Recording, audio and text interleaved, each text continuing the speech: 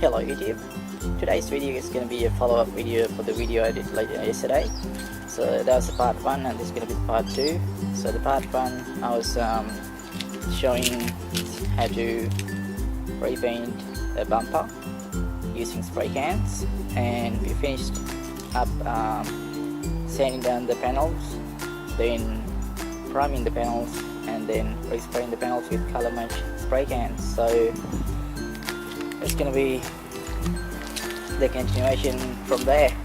So yesterday I was running out of light and I stopped doing any more works onto the bumper, and so this morning, now the paint has cure. Now there are many ways you can buff the paint. So the traditional way is you get some cutting compound like the MacLeod or maybe roots, and you gotta squirt some of them into microfiber clothes, or if you got a dual action polisher or maybe a rotary polisher, so you can go ahead with those machines. So because this paint has a little bit heavy orange peel, that ripple effect I was showing you in the last part 1 video, I'm gonna go ahead with wet sanding.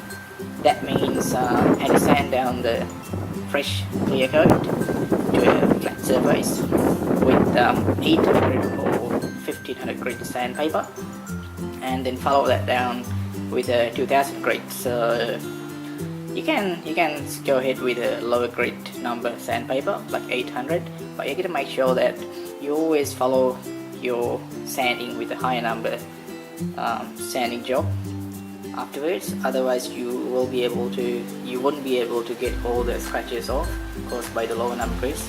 So for this video I will go ahead with 800 followed by 1500, and I'm gonna go with rotary polisher with cutting compound and then polishing, and of course ultimately you have to apply the coat wax to protect all your paintwork.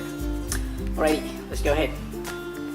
If you have any previous experience with the rotary polisher, you can go ahead with wool cutting pads. These are very nice pads, very aggressive, and if you don't know what you're doing, I wouldn't suggest you to go ahead with one of those, but if you have a little bit more experience, these are great. So you can go ahead with any of those, or you can also try these orange peeling pads. This is a 2000 grit, so this is like a denim pad, so this equals this is doing the same job as a 2000 grit sandpaper with a little bit less work. You can get these pads in different grit sizes. I think this is also 2000 grit. I believe I had some 3000. They come in 3000. Yeah, this is 3000. So this is 3000 pad. If you don't want to go ahead, or if you couldn't find those in your whatever the market or whatever the area you're living in, you can try that's not good. You can try these ones. These are sandpapers, but they will just stick to the back side of your random orbital or dual action polisher. So this is 1500 and this is 3000. So these are all wet sanding pads. So the process is simple. Squirt some water and keep buffing. So I'll do it both ways just to show you guys, and let's see how that goes. Okay, first we'll try the old-fashioned way. Get the backing pad, wrap your sandpaper around it. I'm gonna be using 1500 grit for this, and just soak it up in the water. And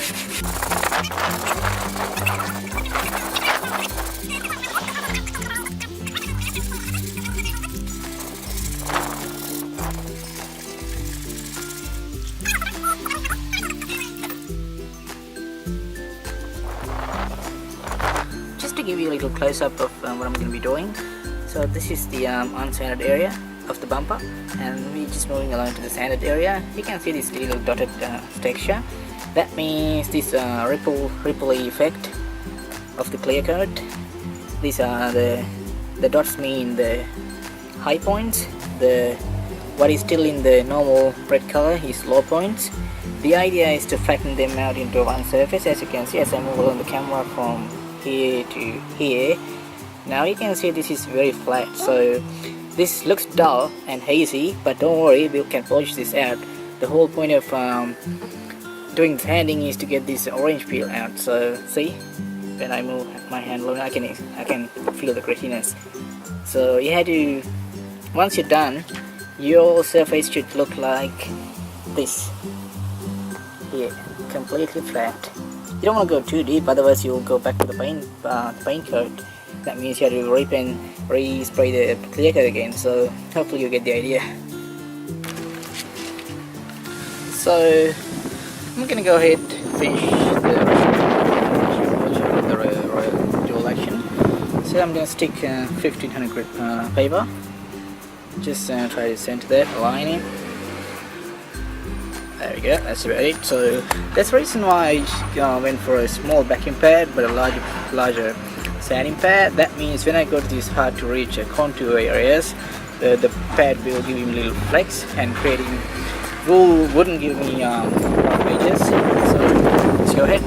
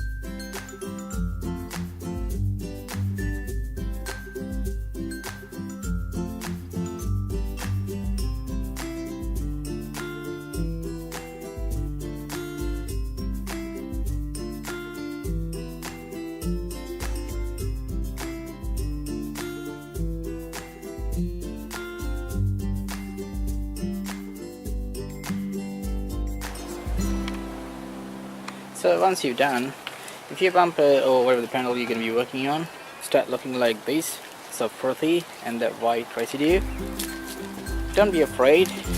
That's all the clear coat that we didn't really need on the paint.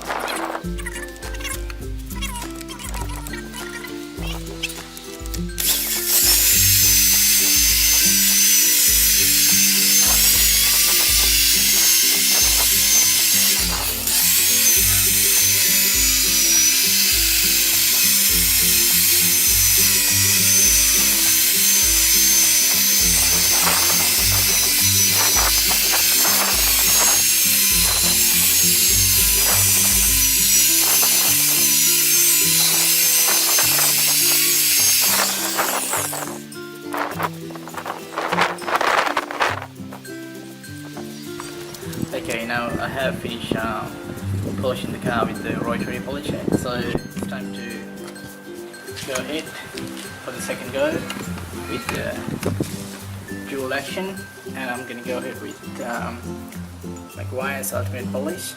So once that is done, the only thing left to do is wax the car and do the good wash and compare the results.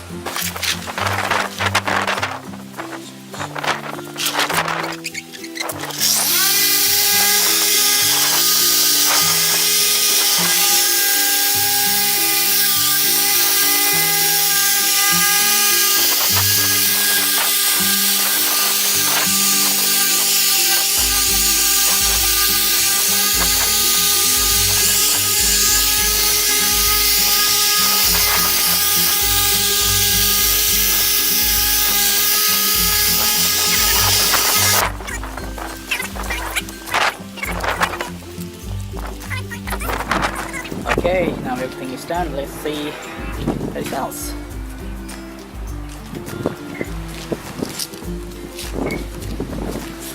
Everything is shiny as fresh as car.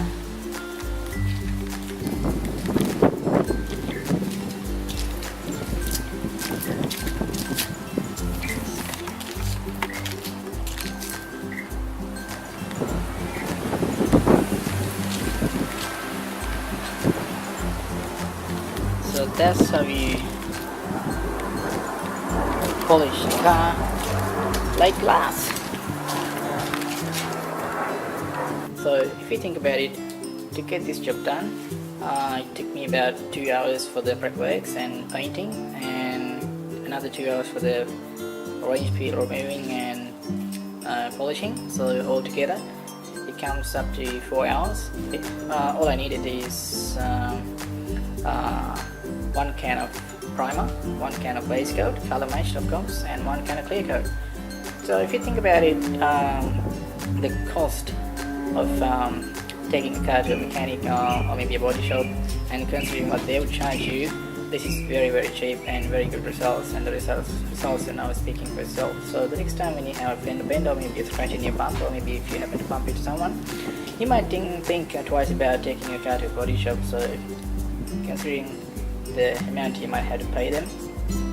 So that's all for this video. If you, as always, if you learned something from the video, if you like this video, press that like button, and if you want to see more DIY stuff like this, press the subscribe button. So until next time, take care. I'll see you in the next video.